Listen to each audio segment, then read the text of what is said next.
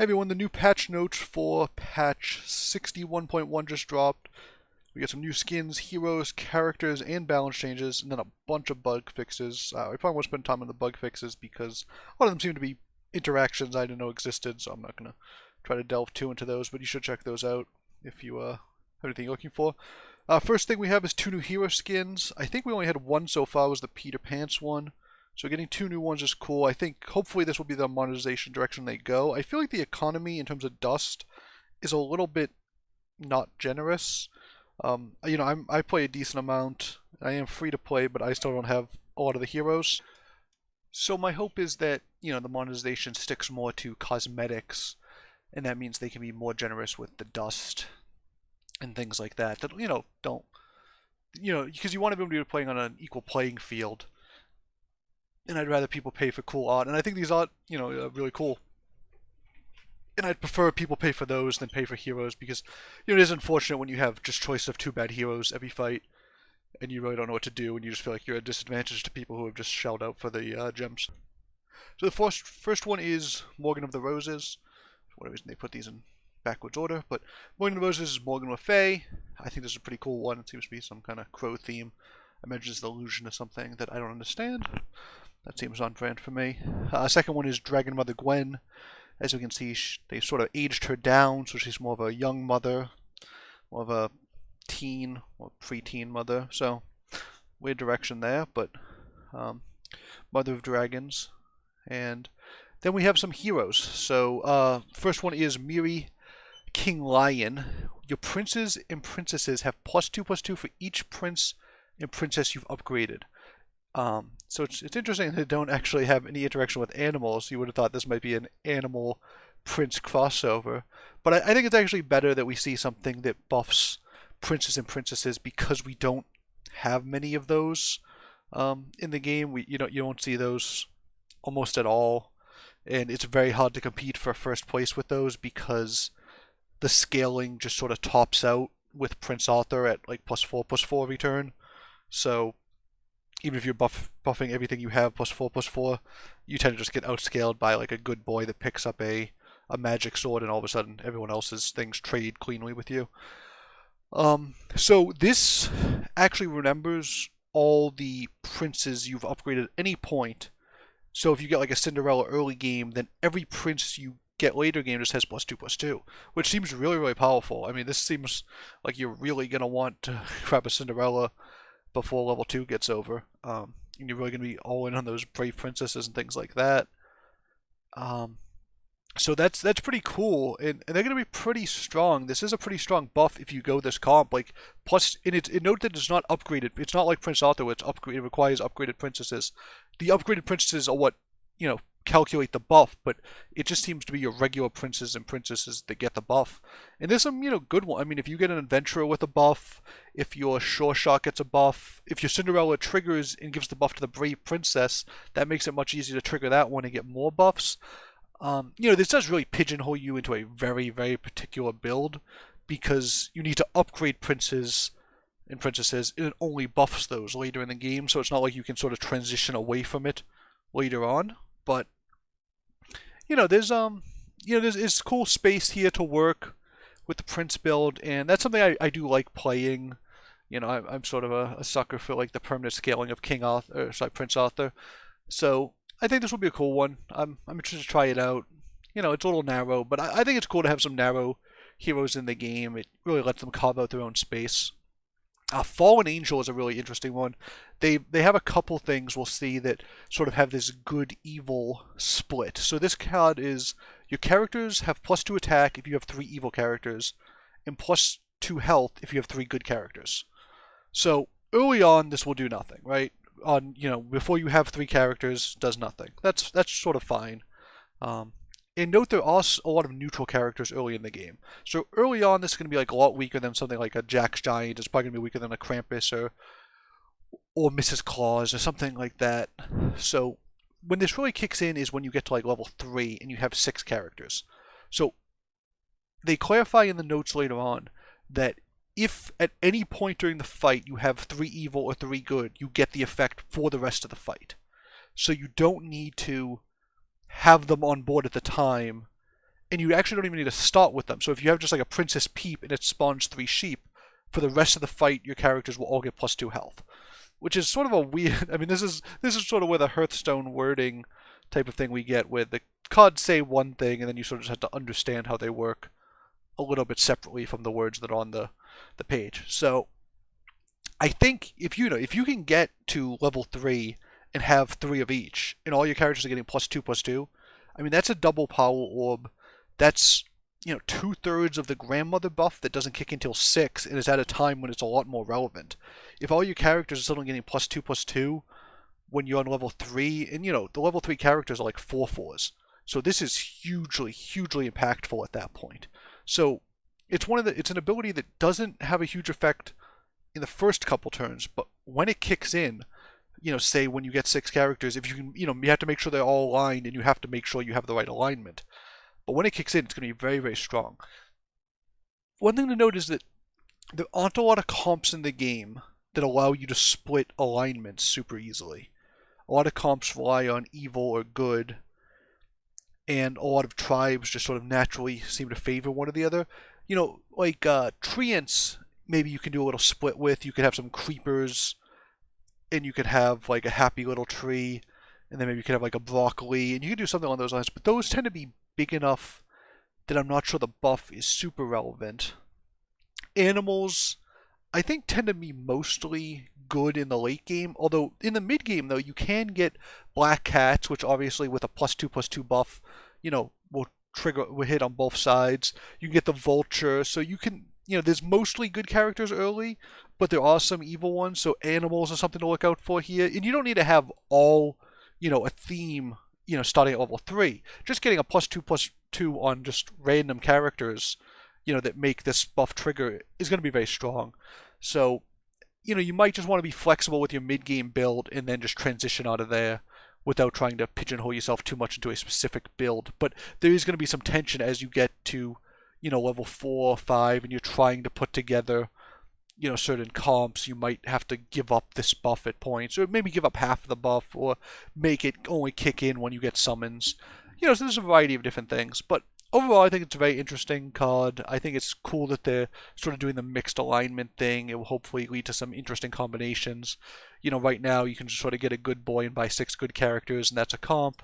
Or you get like a sarcophagus and a pumpkin, and buy all evil characters. It's nice to see, we can get a mix, and you'll sort of have to strike that balance and weigh, the pros and cons of each thing. So along those same lines is one of the new characters, I think we have 2 of them, is Shoulder Fairies. Shoulder Fairies is a 6-cost card. At the start of each brawl, I gain attack of your strongest evil character, which is the highest attack character, is what strongest means, and the health of your healthiest good character. And the stated goal here is to create new characters and heroes that increase the variety of viable late game builds. And this newest character can have huge stats with the right team. So, I mean, that's true. It's never going to be bigger, it's never going to have more attack than your strongest character, or more health than your strongest, your healthiest character. So it's not going to be like Echowood, where it just gets, it ends up being the biggest thing on your field. And most late game builds don't want just most of the time, there's a lot of times where there's tension with Echowood because it takes up a slot that otherwise would have some synergy. Like in something like Dwarfs or something, obviously this isn't going to fit in Dwarfs because they're all neutral. It would just be a 1/1. But in something like Dwarfs, you end up in a situation where, not Dwarfs. In something like, animals or good boys, you end up in a situation where if you, put in an Echowood, you sort of have to give up a slot where you'd have a baby bear, or you'd have a Bearstein or a Robin Wood or something in the back line that, you really like. And gets the buff versus the effect of the Echowood growing with the buff. So this character, I'm not sure where it fits exactly. It might be good. I'm trying to figure out, maybe it's good if you have like a magic sword that's buffing an evil character. This also gets the buff, and then you have something like a happy little tree that's been growing all game. Or you just have, There's the Hippocampus also got a buff. That could be a very high health good character. But most of the time, I think you're gonna find that it's just a pretty large card. It does get pretty large, right? So if you have a build that only is using 6 slots, this might be a nice, just 7th slot that can trade nicely. So I think, there's definitely something to say there. But I'm not sure that like the super late game builds are gonna want this over an Echo Wood or something that just fits, their synergies better. Like if you're going evil characters, you might just want an evil character, and you do need to have at least one of each for this to be worthwhile. So you're already, pigeonholed into a smaller subset of builds. However, if with the Fallen Angel comes more split alignment builds, maybe this does find a place, and maybe it's just a big 7th character that doesn't require a lot of work. I I imagine the it's weird. It's sort of a mistake right here that they don't show us the upgraded version. I imagine it just gains twice the attack and twice the health, sort of like an Echo Wood would. So, I mean that would be pretty strong. Although, again, that's just getting pretty big. Yeah, I mean if you have two, if you have an upgraded version, I can imagine this being pretty substantial in a build that has, a split alignment. So this is something to look out for. I'm interested to see how it plays. I'm not super excited about it yet, but I think before you play with anything, I don't think you should rule anything out because, there's always going to be ways to make stuff work. I mean, the weakest characters in the game have things that, make them strong in some builds. So hopefully this is a hit because it's a pretty cool one. Next up is Bugbear, Baby Bugbear. And it says, your next shop sells a character that's one level higher than your hero. So this is going to be pretty interesting if you can fit it in. It's obviously very weak in combat. It's actually a little weaker than like a Lucky. It's sort of it's close to like an adventurer level card, although it is a last breath, not a slay, so it's it's easier to pull off. So seeing something that's consistently higher level than your hero is pretty strong because buying, the characters do scale up pretty quickly. So if you can buy, if you're getting this at level 3, if you get up like a polymorph slay, you can start getting it really early. But if you just start getting, level 4s before everybody else, if you get level 5s before everybody else, if you get like a mummy, when you're on level 4 whatever, you can really just mow down entire enemy teams because, the game is sort of balanced around characters doing battle with things of their own level. That's why experience is so powerful, because if you reach levels faster than other people, you really just get to play with characters that are much, much stronger. If I'm playing with Peeps and you're playing with Big Angry Pigs, you're gonna run me over. I wonder if again, we can't say the upgraded version, right? But is the upgraded version does it sell 2 characters that are 1 level higher? Does it sell 1 character that's 2 levels higher? Because the second one is really interesting. If you triple these and then on turn, you're on level 4 and you're seeing a 6 drop, you're probably just buying whatever 6 drop you see every round and running over people because synergies matter a lot less when you're so many levels ahead. This is a card I'll probably buy way too much because I like to play really greedy. I already play Lucky way too much. I just like hitting those high rolls. I think this will be a very fun card. I'm not sure. I mean the issue these cards have is always if you're constantly losing fights, you just get run over. So, it takes, at least one. It does nothing the first fight. After the second fight, maybe it hits something good. It's possible it hits something just unsynergistic though. If you hit, like a Prince Arthur. You don't have any princes. All you're getting is a 4-cost 4/5, which is, might be better than most 3s, but isn't anything exciting for for you to be playing a 2/2 in a fight. So there are there are some considerations. I hope this will be really exciting though, and it does say that it triggers after you gain HP or XP. So if you just hit level 4, you'll get the level 5. So on those turns right before you level, this will be especially strong. It might be worth it to, have this be something that goes out and goes back in. I do that a lot with like adventurers if I'm trying to hit certain, breakpoints. So if you're about to hit 4, maybe you put this in for the fight, hit level 4, get a level 5, and it's not as valuable on the turn when you're, 2 pips, or you're going to hit 2 pips on 4, because getting level 5 1 turn early isn't as impactful as getting it 2 turns early, but then you put it back in and you grab the level 6 3 turns early, and then it's really powerful again. So it might be something we have to do a little more thinking, and I think that's really cool. I think it's cool if we add more ways to the game to utilize our bench to put things in and out and really play with rotating characters in and out rather than just having 7 cards on our field and not, being concerned what our bench is. I hope they add more tech stuff and things that are better situationally. So this could be really cool. I'm excited about this card. I don't know how strong it will be, but I think there's a lot of cool stuff that could happen there. Next one to the balance changes. So these are pre-existing cards that are being changed. First up is Wild Growth, and it looks like they just raised the cost to 4. This obviously means that it's not real, it doesn't combo nearly as well with Tiger, because you can't get the quad thing, the quad health buff, which is, the really cool part of it. And I in general find this not a fun card to play with, so I am happy that its frequency is being reduced.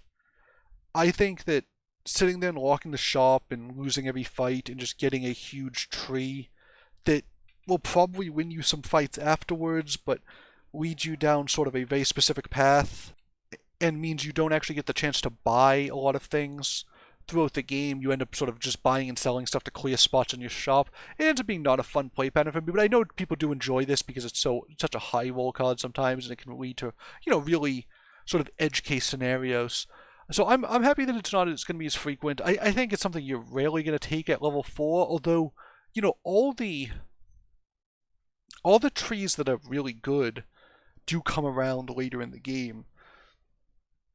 So, locking like in, if you get it on level 4 and then you see, a Apple Bomb and then an Ashwood soon after that, and those are sort of the times when it's actually good, and it's a little less cheesy than just seeing like a, Broccoli and letting it get 100 HP or whatever, and then running over people. And especially with Tiger, when you could just, I think, Broccoli starts at 15, and then it would get to 60, and then 240, and it would just, tank entire teams. I had one game the other day, I think I had Nutcracker Prince, then I just got up to 160, and it just won the next, 3 or 4 rounds for me. So, I think in general, this is a good change. I know some people would be disappointed they can't do Wild Growth, especially with Tiger, but I think overall it's a good change for the health of the game. Next up is Vainpyre, and they actually put these in an interesting order, but Vainpyre is losing its old ability, which was gain +4 health this Brawl, losing 1 attack, but gaining a new Slay that's gained +1 health permanently. So this is obviously pretty close to the next card, which is Chupacabra. And it's sort of, I think it's nice to have a decent Slay early on in the game that gains stats permanently.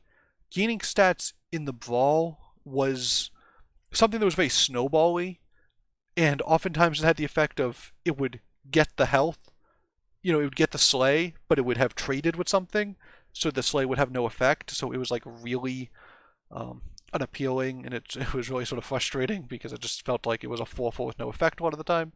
Now it's a 3/4, so it's a little bit, it doesn't Slay as often, it loses a power, but if it starts growing, it becomes a lot more interesting. It can help trigger Shadow Assassins, and, grow itself. It's not just in there to be a Shadow Assassin trigger, which I think is cool. And I think overall this is going to be a better character. It's still not going to grow super fast. The fact that it didn't get the +2 health like the Chupacabra does means it is going to be a little small. Even if it gets +1 every turn, it doesn't grow that fast, and it will be outclassed by the time you get to, 5 drops. But it will be able to stick around a little bit longer, and, it would trigger some Slays. And I think in general, the old Vainpyre was just not a fun card. So, this I think is an improvement, even if it's not going to be super strong. I think it's definitely going to be a big improvement. And maybe it will turn out to be strong because, 3/4 that grows a couple, especially if you get some of the new buffs, or if you're able to buff its, use some supports behind it, give it a little buff. If it starts growing, it can snowball out of control. It's similar to like how Chupacabra could get, but, getting Slays earlier is obviously a lot stronger because they have more time to snowball. The new Chupacabra is really interesting. Instead of its old Slay, which is similar to the Vainpyre's new Slay, it's now going to give stats to characters behind it. So this is really cool, obviously. It, buffs your backline, and a lot of times your backline ranged characters or characters that hold buffs well. And you can definitely do that positioning such that that's how it is. The issue you're going to run into is that because it itself isn't growing, it's going to reach that breaking point where it can't slay anymore. And you're going to be a lot more incentivized to try to just buff its attack and let it get the one slay off per fight. It's also interesting that the slay in the first slot is only going to buff one character, so it's more of like a second slot slay. It's sort of like a stag or a copycat where you want it to attack, but you also want it in front of two things. So this might be an interesting supportive slay card that maybe you put in front of like a Sporko or a Baba Yaga and let those get big. One of the things you'll find with some slay comps is that eventually you get to the point where like you have a Baba Yaga attacking and it's just hitting the opponent for 3, but then they're attacking into your slay cards, which aren't getting the chance to, your frontline slay cards, which aren't getting the chance to trigger, like, especially with, like, Yomagon, you'll run into this a lot, where if it can keep attacking, it keeps growing, but you'll just have this silly little Baba Yaga in the back, throwing out 3 attacks while your opponents trade in 20 attack things, and eventually just attrition down your Yomagon. So if you can grow those Baba Yagas or those Sporkos or whatever you have in that backline to be more formidable and do some more damage, you can really mitigate that risk. So this is going to be an interesting card. I really have no idea how this will play out. It might just be one of those things you put in for a couple turns, get a couple buffs out of it, and then because it will reach that break point where it can no longer slay, the opponents are just too big for it, you get rid of it. It's definitely going to be good with something like Sporko where you can buff its attack, because it will keep getting those buffs for longer. And the fact that its health isn't growing doesn't matter too much because you don't mind if it dies once it gets off those attacks. And it's going to be great with like Baba Yaga, right? Giving Baba Yaga +2/+2 every fight is going to be huge. And it can give +2/+2 to 2 things. Obviously, Shadow Assassins will grow even faster if this isn't fun. So it's going to be pretty interesting.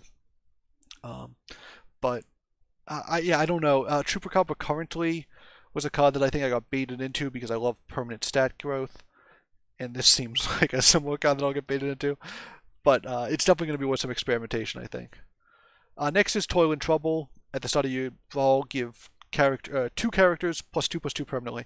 I actually bought this probably more than I should, but there's a lot of characters +2/+2 is very good on, and this wasn't that expensive, or it didn't feel that expensive, and now it's even less expensive.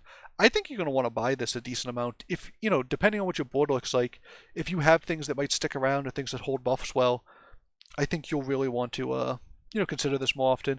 It's, I always say that when cards you buy a lot get buffed, you should, look at your card evaluation. So maybe I have been buying this a little too liberally, but maybe I should check it out more now that it got the buff. And obviously, it's going to depend on how many characters you have that you don't mind getting the buff.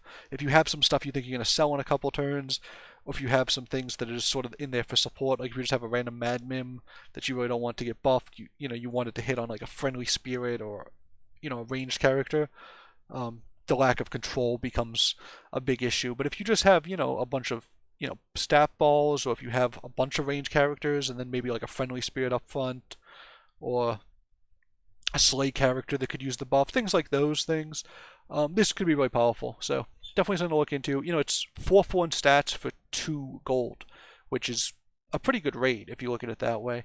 It's much better than a 4/4 for 3, and it gives you and it gives you a spell cast, which is valuable in some comps and heroes and Merlin and whatever. It doesn't target, so it's not great with Potion Master. Next one is Merlin's Test. So they say right here that these buff spells have very low pick rates. So that wasn't for me. I was doing my part. But Merlin's Test now gives +4/+4 instead of +3/+3, and if you win, it's permanent. It's not a good spell if you don't win. It's pretty bad if you're just getting it temporarily, although it can be used for something like an adventurer. But there's also the +7/+7 on adventurer for 1 turn. So if it's a 1 turn thing, there's a lot better options, especially like the 2 attacked everything is going to be way better for 1 turn in most cases. But now it's not only, it got stronger, which is great, and it getting stronger makes it more likely to win and stick around, which is sort of an added bonus. So I think this will be strong in some cases. It'll be, obviously it's good with Potion Master. It's great with things that hold buffs well, range characters, slay characters, things like that. Things that you need to hit, certain break points on. It's still going to be, it's still a lot of gold, especially in the early game. The problem is it's a lot of gold at the point of the game when the stats matter. So that's probably why it had a low pick rate, is that, if you're sitting there deciding, oh, do I want to spend, 3 of my 8 gold on a Merlin's test? Yeah, +3/+3 is pretty valuable, but I also want to see, what 4 drops are available or whatever. And this is making it tough for me. You only get so many rolls and you can only buy one other thing that turn. So it's definitely a better card, but it still has all the sort of same issues it had before. So, I think it'll probably be a little bit better to buy, but you're still gonna have to, make that call situationally. And again, it's only good if you can win. So only buy it if you think you can snowball. And maybe if you have a comp that's pretty locked in for the moment, and you have a character you're gonna stick around for a while that holds a buff well, it's good. But if your comp is in flux, you're better off just rolling for better characters a lot of the time. Ruby Slippers are getting moved. This makes a ton of sense because, as they say, Ring of Friendship. Although I thought it was I thought it was Ring of Regeneration. Huh. I think it's the one that gave +1 health. That just seemed a lot better most of the time. Giving +1 health every fight seemed better than when you lose a brawl, you get +2 health. And that was a 2-drop instead of a 3-drop. It makes sense to remove these. You could also get very weirdly tanky with doubled up Ruby Slippers and doubled up Ring on Tiger, which was something that didn't happen often, but was sort of an interesting build. I think in general, this was a little bit weak. It was just sort of annoying to play against sometimes too, because the opponent would just stay alive.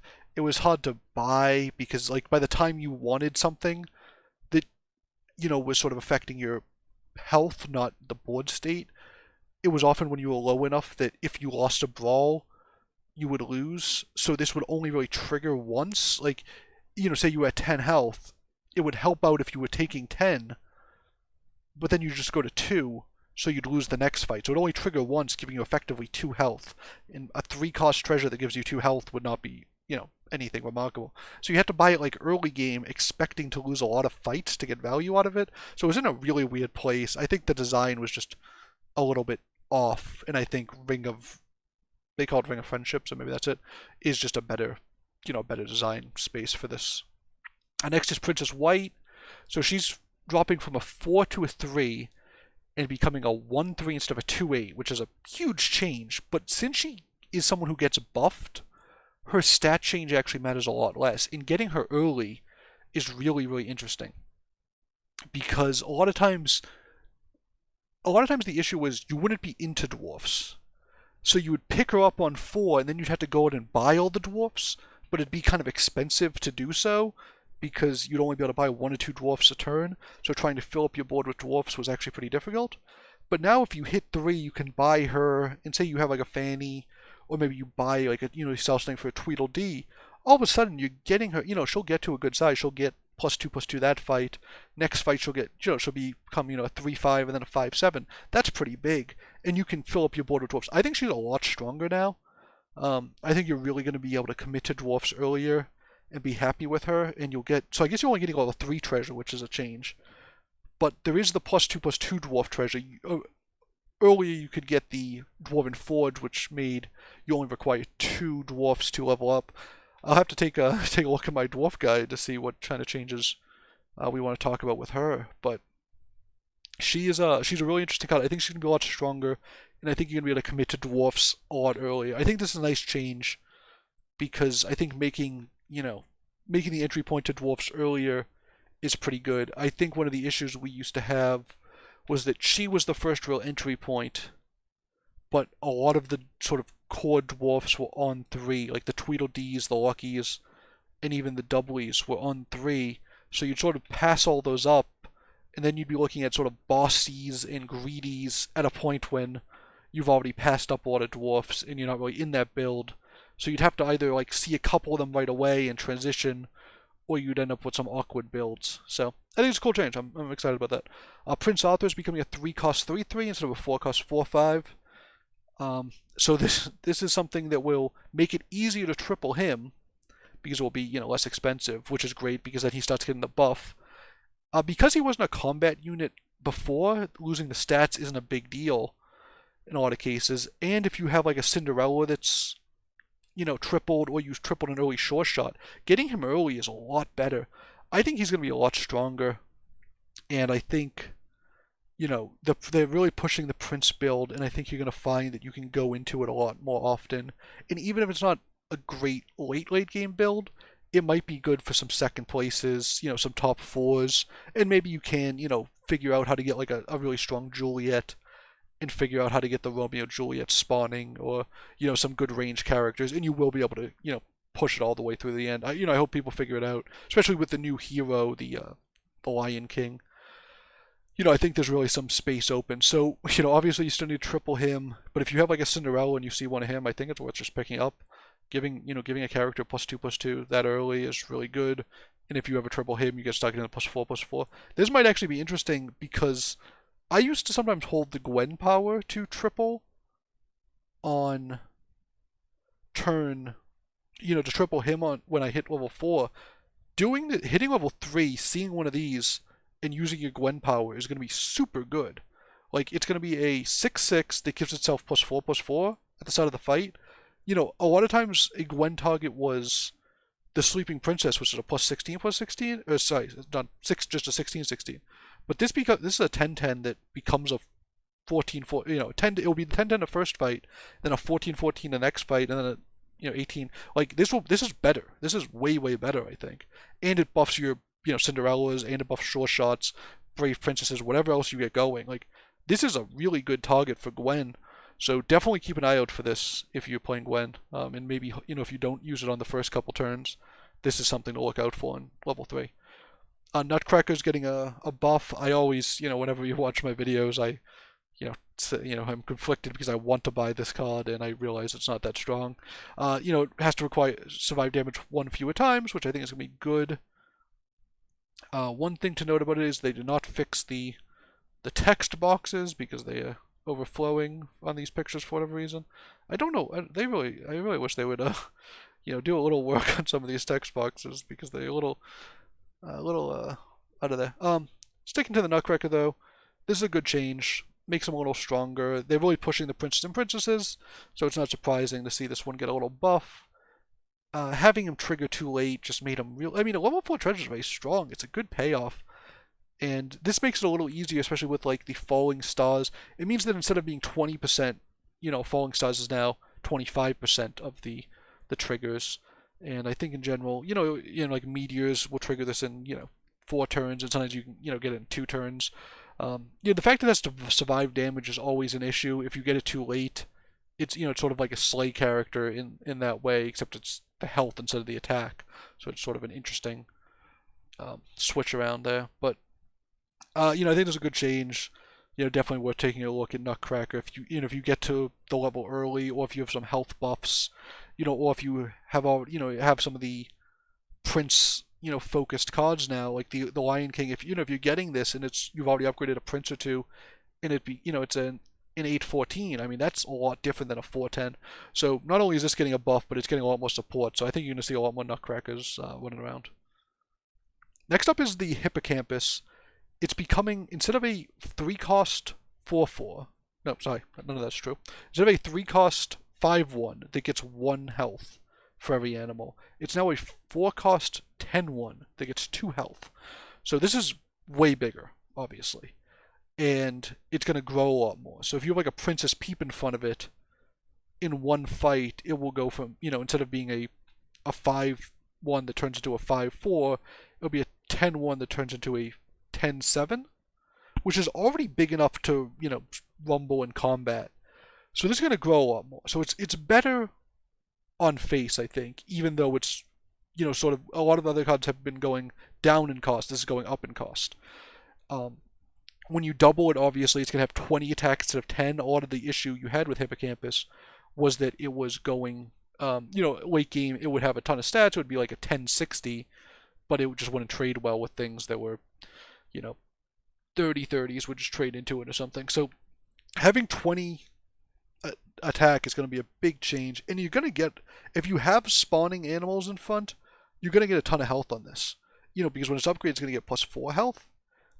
So one of the downsides, obviously, is it's going to be more expensive to buy, more expensive to upgrade. The other major downside is this was probably most commonly got with Wonder Waddle when you only needed 2 of them. Now this is going to, now this doesn't work with Wonder Waddle because it's a 4 cost. I think nerfs to Wonder Waddle are fine. I'm not upset about that.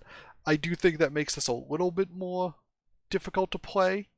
However, if you have an animal comp, or even if you just have like a Princess Peep, and you see one of these, I think it's probably going to be a worthwhile pickup. It's pretty strong, and good characters that get a lot of health are very good because they play well with Good Boy, especially with like Magic Sword or Singing Swords.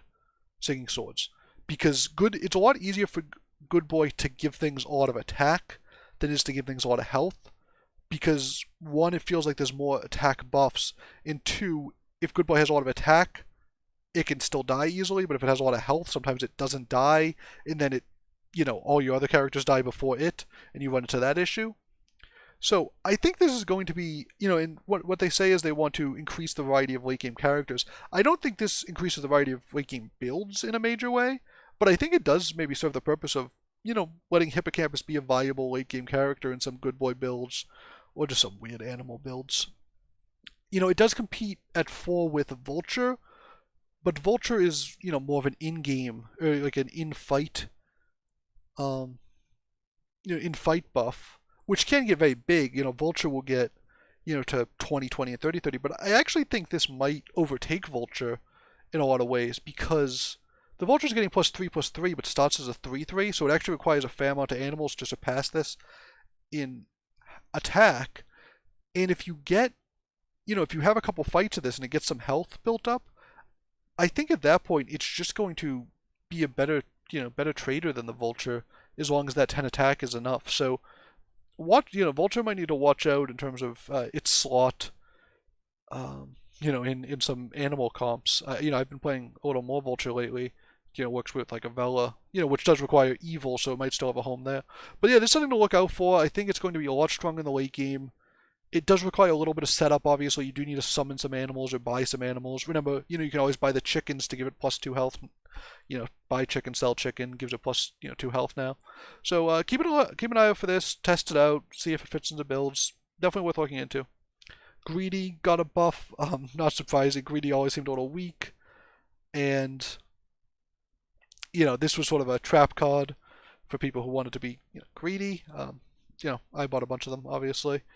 Obviously a health buff to a card that needs to survive damage is good. But we talked about earlier the Nutcracker having trouble surviving damage as a 4/10. This was a 3/6, so it wasn't surviving very often at all. The most common way to trigger this, I felt like, was falling stars or meteors. So making a 4/8's a lot better. They say they want to boost mid-game dwarfs, and you definitely might see it if you have like a Princess White. Buying one of these after Princess White is going to feel less punishing now that it has, a +1/+2 to its stats. So definitely a good buff. You'll probably see a lot more greedies, although, I don't know if I could possibly buy any more because I pretty much bought it on site anyways. Definitely don't feel as bad about incorporating it. But again, if it's not going to survive combat, don't buy it. It does nothing. Like, you can't. These are cards that people buy, myself included, and you can't will them to be good. If they're not going to survive damage, they do literally 0. You can't be. It's not something you can be greedy with and get a small advantage in, say worth at the end. When it doesn't work, it's much like an adventurer that you can't get buffed high enough. It just does nothing. So if it's going to do nothing, you're not being greedy by putting it in. You're just being foolish. So it's not something that you're saying, oh, I'll get like the incremental advantage and it might be a payoff. It's not something like maybe a Bugbear Lucky where, oh yeah, it will die, or it makes me weaker in combat, but I'll get that small advantage. If this doesn't survive, it does nothing. So just get it out of there, because you're just going to be, frustrating yourself every time something attacks into it. You're going to be feeling, oh, how was I so unlucky? That was the attack, even if it was, a 1 in 4 or whatever. So, play it more often, but not too much. Geppetto, instead of the summons getting +2/+2, they get +3/+3. this is a big change, especially early on. Making like a Princess Peep summon 4/4s is huge. Black Cat summons a 4/4 too. Baby Bear summons are even bigger. Those are most of the things that, there's only so many summons in the game. Late game, something like a pumpkin will benefit from it. Something like a baby bear will benefit. Angry pigs definitely benefits a little bit. The +1, basically, it's getting an extra +1, which is much more relevant in the early game. I think the biggest beneficiary is going to be like Peep, which is just going to summon, 3 4/4s is huge at that point in the game. But right when you hit level 3, if you get a Peep, I think you're going to win a lot of fights just on the strength of this Geppetto buff. So Geppetto will be a little more valuable. I've been playing Geppetto a fair amount. I love spawn comps, so it hasn't been difficult for me. But this is a cool buff. The issue you always have is that by the time you have a lot of good summons, it's generally too late in the game for the buff to be super significant. But, increment, I always say, I said this last time we did patch notes, small buffs are a lot more relevant than you would think. So the +3/+3 instead of +2/+2 is going to be more significant than you'd imagine. And it's going to be very strong in the late game. So if you just grab a couple Black Cats or a Peep, I would just buy those every time I see them with Geppetto on levels 2 and 3, because you're just going to crush every fight in most cases and just run people over. And once, if you're winning fights, the game really opens up. When you're losing fights, you get pretty pigeonholed into doing certain things. But when you're winning fights, you can do whatever you want. And, then you can say, oh, I don't need these spawners anymore, I'll do something else. And, you have a lot of health, and maybe you can buy some extra XP, and you have a lot of flexibility. So just buy, things that help you win fights early are very strong, and I think this buff does help you get there a little bit. Next up is Dracula's Saber. It used to give +2 attack whenever an enemy character died, but now it gives +2/+1. This is better.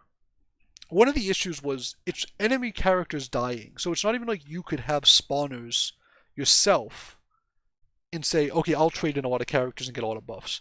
It requires you, so it's good against enemy spawners, but it also just gave attack, which doesn't help win the attrition war against enemy spawners.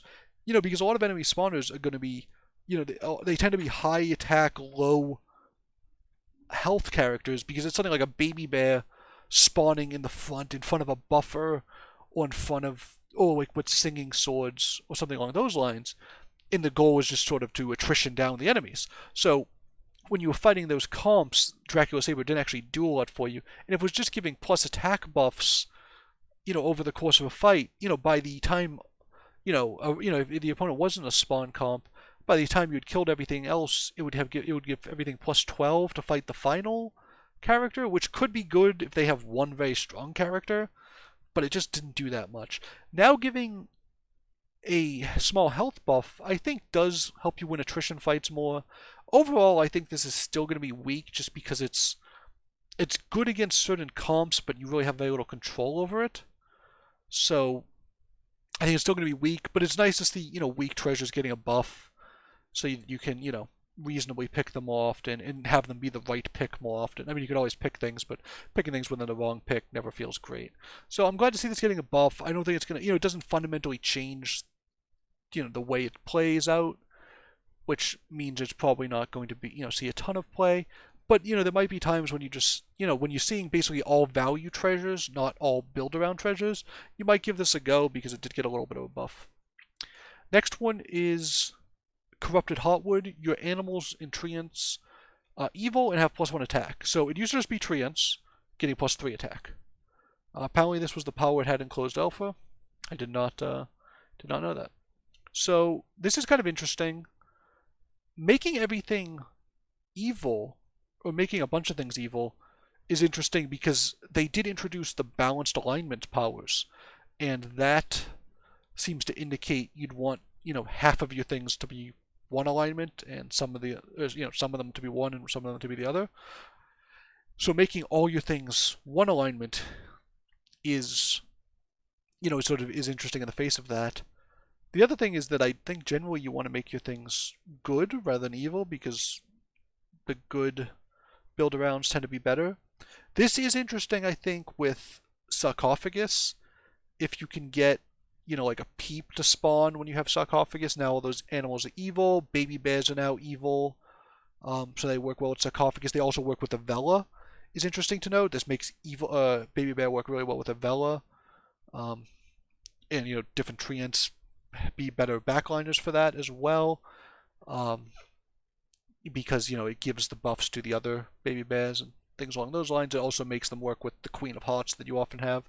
So this is pretty interesting. I think it's going to open up some interesting builds. I never used it often with the other power. It was it's good with Happy Little Tree because it gave it a little attack boost, but the changing your treants to evil didn't ever seem to come up, and I think changing your animals to evil is a lot more relevant of an ability. There's a lot more, just off the top of my head, I feel like I'm thinking of a lot more things that that factors into. So that'll be interesting to look at.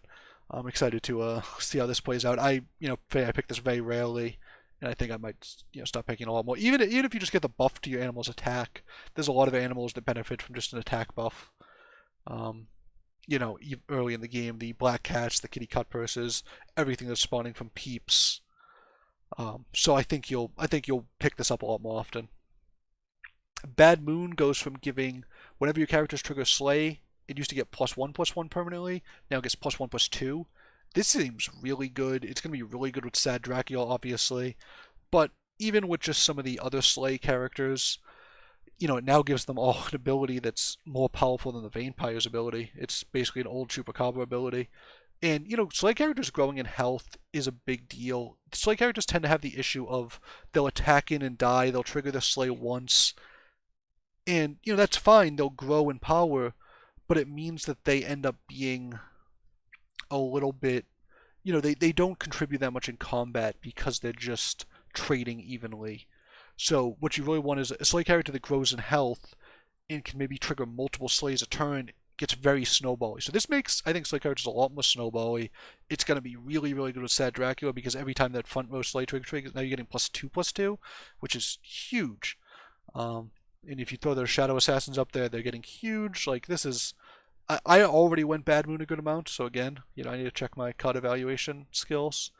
And seeing this buff here is, I think, really, really cool. I think, it's cool that... It's always cool to see buffs to treasures that set up certain comps. So this, says, if you get this and you say, oh, I have a couple Slay characters, let me go into this now. That's cool, versus something I always reference Power Orb, but something that just gives a generic buff to your board. You're like, okay, this is fun. This is, I'm glad I got this treasure, but at the same time, it doesn't really feel like it changes the game. It doesn't feel like your comp, it doesn't feel like your comp includes the treasure at all. It just feels like it is sort of some weird incremental buff. It's the same reason why, like in Avella, Avella and Krampus work with a lot of the same characters, but Avella seems so much cooler in all her interactions than Krampus, who just gives a static buff. So, and Avella's very, very strong, obviously, but, and Avella even requires more work sometimes, but her play, her gameplay is so interesting, and the, different builds you get and the different tensions with the lineups is so interesting, and Bad Moon's going to have a similar thing where you want to fit the Slays in. You're going to give up some just static power for, a treasure you're going to put some work into, but I think you can get a potentially big reward. So I'm glad this is getting buffed, and I hope to see some good play. Gilded Hop is getting cut. I think this is a great change. They made similar changes to Trojan Donkey, where the ability to pump out upgraded characters early in the game means that sometimes you'll just get into an early game battle, and you'll be a little bit behind, and you'll just get crushed, and your opponent will just do 20 damage to you or something. And and the way these games are usually balanced is that you don't take a ton of damage early in the game, so you have some leeway to find comps. And if you're just running into somebody and taking huge chunks of damage, that ends up being really not fun. And also, they mentioned here the risk of like Prince Arthur, just buying a buffed Prince Arthur and then having it give things +4/+4, or getting like 2 with them and just getting your boards huge would have been really, really strong. It would have been fun, maybe the first time it happens, but after that I think it would have got a little boring for everybody. So this is a good change. It also, gets rid of that weird like Wonder Waddle thing where you get it on turn 2, then you just buy all the, upgraded cards, and then you sort of have like a counter synergy with your power, but you end up just having all upgraded 3-drops immediately and run over your opponent. I mean, this was a treasure that was like much better off a mouse a lot of the time than it was as a 4-drop, and it just felt kind of weird as a 4-drop, but sometimes you'd run into somebody who had it and just get absolutely crushed. So I think I'm glad it's gone. It wasn't something you like really built around in any way. It was just sort of like a pretty niche, snowball-y power spike that I think the game is probably better off without. Next up was just Coin with Charon. Instead of giving +3/+3, it gives +4/+4. Obviously, nice buff. This is another one that's like great off like a mouse if you can get it early. It's great with certain characters. In the same way that Charon's power is really good, this can be really good. However, this comes down so much later that it's harder to build around a certain character dying. First, because Charon, the ability would kick in when you didn't have a full board, so you can control what dies. This, you can put your first attacker as something that you want to die, and you can try to make your first, the front of your board something that you don't mind eating a buff. But it was, always a little weaker because it was harder to set up. I think this is, it was a good change. They also said Hidden Cash had basically, Hidden Cash also gave +3/+3 and was a 4-drop treasure. So even though they gave it on different things, it ended up being like, oh, I could pick between this 4-drop treasure that gives +3/+3 or this other one that gives +3/+3. So it's nice that this has a little bit of a change differentiated. It's nice to see it get a buff too. It's a lot easier to buff. It's a lot more interesting. I'd say it's a lot more interesting to buff weak things because it basically adds them back into the game. When you nerf something, and really lower its power level, sometimes you're basically removing that from the game, which can be great if it opens up more space for other things to come in. But a lot of games are just about, getting as many pieces to be viable as is possible and as manageable. So buffing these weaker treasures, I think, is going to really open up some space for them to be good choices. Because when you see 3 choices and one of them's so weak that it's not viable, you're only seeing 2 choices, and that's not fun. The game is about choice, it's about flexibility, and that's what makes the game so interesting. So when you're in a situation where, you're seeing weak treasures, I think that takes a lot of fun. I'd say the most feel bad moments I have are when I'm working for a triple, I finally get it, and I see 3 4-drop treasures that I'm just not at all interested in. I hit skip, and all I got from my work was my Nutcracker finally triggered, and I'm taking 2 gold because all the choices were bad or just didn't fit. So I think it's cool that this is getting a buff. I don't think it's a huge deal overall. It's a small buff to its power. I don't think it will be, crushing any games that it wouldn't otherwise do, but it will give us an incremental power buff, which hopefully ups its pick rate. Next is just a bunch of bug fixes. I'm not going to go through them all. I will say, though, that the round table did get a small nerf. Poison Apple now takes effect after it, so all you people complaining about the round table, we did it. We got it nerfed. So now it will be manageable and fun to play against. So we did it, guys. This was a very long video. 53 minutes seems like a long time. I can't imagine many of you made it to the end, but if you did, I appreciate you, and I hope you enjoyed the new patch. It does look like a lot of fun.